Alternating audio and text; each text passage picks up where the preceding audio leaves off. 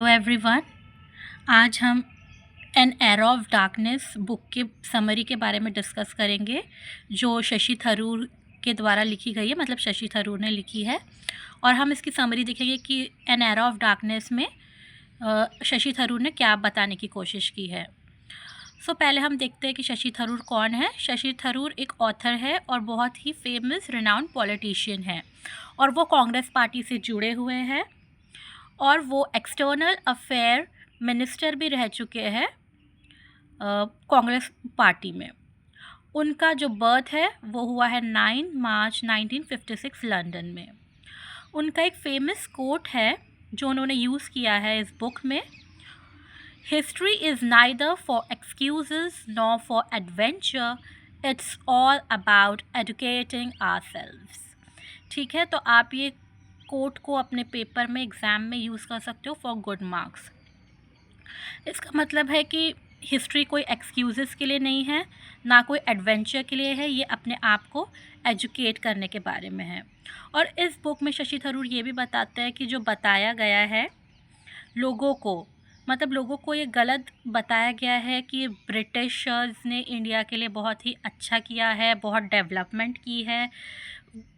But according to Shashi Tharoor ऐसा कुछ नहीं है, बल्कि जो ब्रिटिश इंडिया पे आए थे तो उन्होंने सिर्फ़ और सिर्फ इंडिया को लूटा है और उन्हें बर्बाद किया है।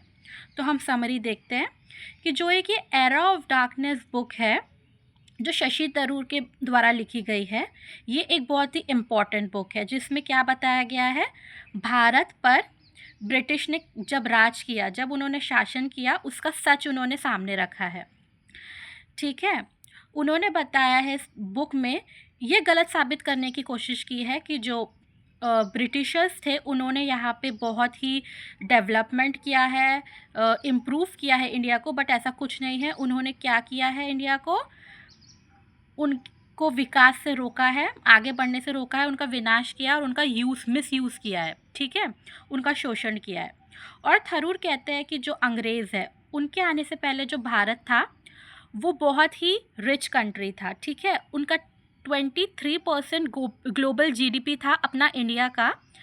बट जब ब्रिटिशर्स गए यहाँ से, तब अपना इंडिया का जीडीपी कितना हो गया था, गिर के 4% हो गया था। ये इंपॉर्टेंट पॉइंट है, आप नोट रखना कि जब ब्रिटिशर्स इंडिया में आए तब उनका 23% था इंडिया का, और जब ब्रिटिशर्स 1947 पे इंडिया से गए तब इंडिया का जीडीपी गिर के 4% हो गया था। मतलब इतना ब्रिटिशर्स ने इंडिया को लूटा है।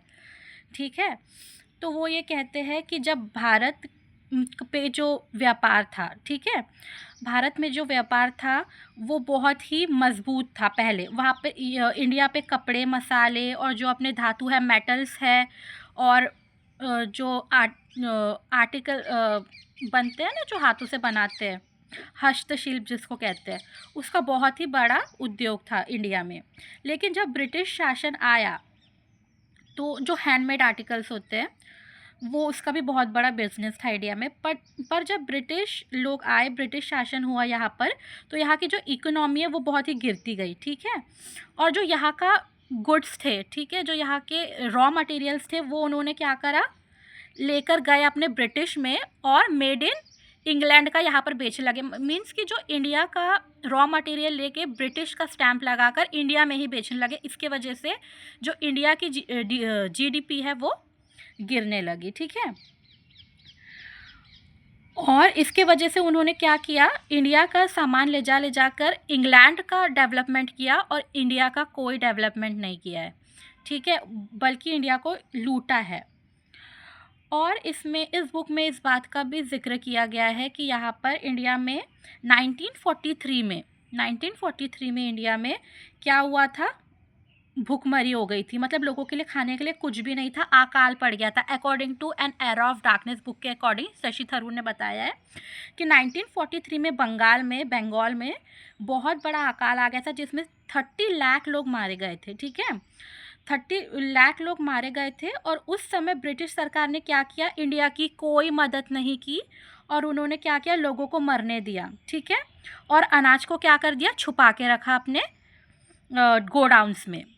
ठीक है, तो इससे ये भी पता चलता है कि जो ब्रिटिशर्स थे उनको इंडिया के लोगों की जान की कोई फिक्र नहीं थी। ठीक है, अगर उनको इंडिया की जान की फिक्र होती तो वो कुछ उनकी हेल्प करते, बट उन्होंने ऐसा कुछ नहीं किया। और इस भुखमरी, इस अकाल के जो 1943 में बंगाल में आया था, उसमें 30 लाख इंडियंस की डेथ हो गई, मर गए।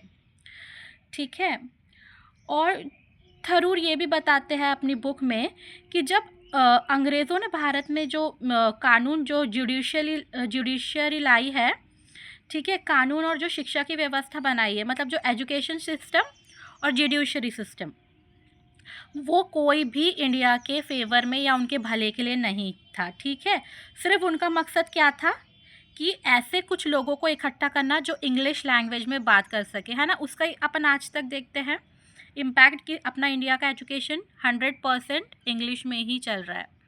ठीक है, तो उन्होंने क्या किया कि सिर्फ इंग्लिश लैंग्वेज को मोटिवेट किया यहाँ पे इंडिया पे कि सब लोग इंग्लिश लैंग्वेज पे ही पढ़ाई करेंगे, बिकॉज वो चाहते थे कि उनको यहाँ की लैंग्वेजेस बहुत सारी थी, तो उन्हें कुछ लोग चाहिए थे जो आगे चल के उनको इंग्लिश लैंग्वेज में कम्युनिकेशन के लिए हेल्प कर सके। ठीक है, और आम जनता के लिए, जो आम कॉमन पीपल्स थे, उनके लिए उन्होंने एजुकेशन सिस्टम को नई इम्पोर्टेंस दी। इसके वजह से इंडिया का जो लिटरेसी रेट था वो बहुत कम था जब ब्रिटिशर्स ने इंडिया को छोड़ के गए 1947 में। और ब्रिटिशर्स ने एक और चीज़ को यूज़ किया इंडिया को बर्बाद करने के लिए, जो था डिवाइड एंड रूल। ये भी इम्पॉर्टेंट पॉइंट है, आप इसको भी याद रखना, यूज़ करना अपने आंसर में, कि डिवाइड एंड रूल का उन्होंने यूज़ किया है। ठीक है, तो जो कि अपने इंडिया के लिए बहुत ज़्यादा नुकसान का कारण बना, क्योंकि उन्होंने क्या किया है, जो दो कम्युनिटीज़ है अपने इंडिया की, हिंदू एंड मुस्लिम, उनके बीच में भेदभाव को बढ़ाया। और जब उन्होंने जनगणना की, ठीक है, अभी भी होता है जनगणना, तो उन्होंने जो जनगणना की वो धार्मिक पहचान के रूप में की, मतलब कि कितने लोग हिंदू है, कितने मुस्लिम्स हैं, इसके रूप में जनगणना की, जिसकी वजह से लोगों के बीचों में दूरी आ गई। और फिर जो 1947 में जो अपने इंडिया से पाकिस्तान का जो हुआ है बंटवारा, वो एक्चुअली हुआ है ब्रिटिशर्स की वजह से, क्योंकि उन्होंने ही डिवाइड एंड रूल का जो यूज़ किया है लोगों को भड़काने में, वो करने में, उसके वजह से 1947 में बंटवारा हुआ है इंडिया पाकिस्तान में, और पाकिस्तान एक नया कंट्री बना, जिसके वजह से लाखों लोग मारे गए और करोड़ों लोग बेघर हो गए, है ना। 1947 में आपको पता है कि बहुत दंगे हुए थे, हिस्ट्री आपने पढ़ी है, तो उसमें लाखों लोग मारे गए, जो कि थरूर मानते हैं कि वो किसकी नीति थी, डिवाइड एंड रूल, ब्रिटिशर्स की, और उनके वजह से ही ये सब डिवीज़न हुआ है इंडिया का। और लोग अक्सर कहते हैं, मतलब कि ब्रिटिशर्स ही ये अफवाह फैलाते हैं कि जो, या फिर इंडिया के लोग भी ये मानने लगे कि जो अंग्रेज़ आए तो उन्होंने क्या किया, ब्रिटिशर्स आए तो उन्होंने क्या किया, रेलवेज़ बनाई, टेलीग्राफ्स बनाए और रोड्स बनाए। बट एक्चुअली थरूर बताते हैं कि उन्होंने कोई इंडिया की भलाई के लिए या इंडिया के डेवलपमेंट के लिए रोड्स, रेलवेज़ ये सब नहीं बनाए, बल्कि उन्होंने क्यों बनाए, जो भी इंडिया की चीज़ें थी, इंडिया का रॉ मटेरियल था, उसको सी कोस्ट तक पहुंचाने के लिए, बिकॉज सी के रास्ते ही, समुद्र के रास्ते ही वो लोग ब्रिटेन तक इंडिया की चीज़ें पहुंचाते थे शिप्स से। तो जितने भी आप देखोगे ब्रिटिश के ज़माने के रोड एंड रेलवेज़ है, वो सी तक ही जाते थे। ठीक है, तो उन्होंने इसके यूज़ के लिए, अपने मुनाफे के लिए, अपने बेनिफिट के लिए रोड्स एंड रेलवेज़ बनाए to transport their raw materials sea coast तक पहुंचाने के लिए, जो कि वो वहाँ से अपने ब्रिटेन तक पहुंचा सके। ठीक है, और थरूर ये बुक में ये भी कहते हैं कि जो भारत का डेमोक्रेसी है, ठीक है, वो कोई मतलब कि जो इंग्लैंड के अंग्रेज़ों के लोग हैं, अंग्रेज़ लोग हैं, उनके वजह से नहीं आया, बल्कि जो इंडिया के लोगों ने, उन्होंने संघर्ष किया। ठीक है, उन्होंने संघर्ष करके आज़ादी ली और डेमोक्रेसी ली, लोकतंत्र लिया। ठीक है, उसमें कोई भी हाथ अंग्रेज़ों का नहीं है, और भारत ने बिना किसी अनुभव के एक मजबूत डेमोक्रेसी व्यवस्था बनाई है, जो कि उसकी अपनी ताकत थी। ठीक है, जो कि इंडिया की अपनी ताकत थी, इसमें ब्रिटिशर्स का या ब्रिटिश लोगों का कोई भी हाथ नहीं था। जो डेमोक्रेसी और जो आज़ादी हमें मिली है, उसके लिए हम लोगों ने, हमारे इंडिया के फाइटर्स जो भी आपको पता है, उन्होंने ही लड़ा है खुद, इसमें ब्रिटिशर्स ने कोई कुछ उनकी हेल्प नहीं की है। और पुस्तक के एंड में, जो इस बुक के एंड में थरूर कहते हैं कि ब्रिटेन को अपने अत्याचारों की माफ़ी मांगनी चाहिए, ठीक है। जो भी उन्होंने इंडिया के लोगों के साथ अत्याचार किया है, वो ये नहीं चाहते कि वो ब्रिटिश के लोग कोई इसकी हेल्प, हमारे इंडिया की हेल्प करे या कुछ करे। बस वो ये कहते हैं कि जो ब्रिटिशर्स है उन्हें माफ़ी मांगनी चाहिए इंडिया के लोगों से, जो कि उन्होंने यहाँ पे लूट मचाई है, पैसा लुट अ, पैसा लौटाया जाए। ऐसा वो कुछ नहीं कहते, वो कहते हैं कि जो उन्होंने यहाँ पे लोगों पे अत्याचार किया है और लूट की है, जिसकी सच्चाई उन्हें स्वीकार करनी चाहिए, मीन्स उन्हें एक्सेप्ट करना चाहिए ये बात कि उन्होंने लूट की है, उन्होंने अत्याचार किया है और इंडिया का कोई डेवलपमेंट नहीं किया है, तो उसके लिए उन्होंने माफ़ी मांगनी चाहिए। बस वो इतना ही चाहते हैं। और एट द एंड मतलब कि जो इस बुक का कंक्लूजन है वो यही है कि ये बुक हमें यही समझाती है कि जो ब्रिटिश शासन था, ब्रिटिश रूल था, वो कोई विकास का समय नहीं था, बल्कि एक तरह से हमारी आर्थिक लूट का समय था और समाज को बांटने का समय था और लोगों के ऊपर मानव पीड़ा, मतलब कि बहुत ही पीड़ा देने वाला समय युग था वो। उसमें कुछ भी अच्छा नहीं था। और हमें सिर्फ ये अलग नज़रिए से भी ये देखना चाहिए हिस्ट्री को कि वो मतलब ये शशि थरूर ये कहते हैं कि एक ही नज़रिए से हमें हिस्ट्री को नहीं देखना चाहिए, अपने अपने अलग नज़रिए से भी देखना चाहिए। और इसी बुक के ज़रिए वो हमारे हिस्ट्री को समझाना चाहते हैं, ठीक है, एक नए नज़रिए से कि ब्रिटिशर्स ने कुछ भी हमारा भला नहीं किया, कोई डेवलपमेंट नहीं किया और वो सिर्फ़ और सिर्फ यहाँ पर लूट मचाई है और लोगों को पीड़ा दी है, ठीक है। ये थी समरी।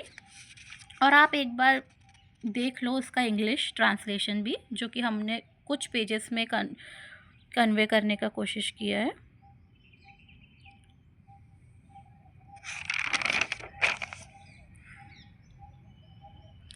होप आपको समरी समझ आई होगी।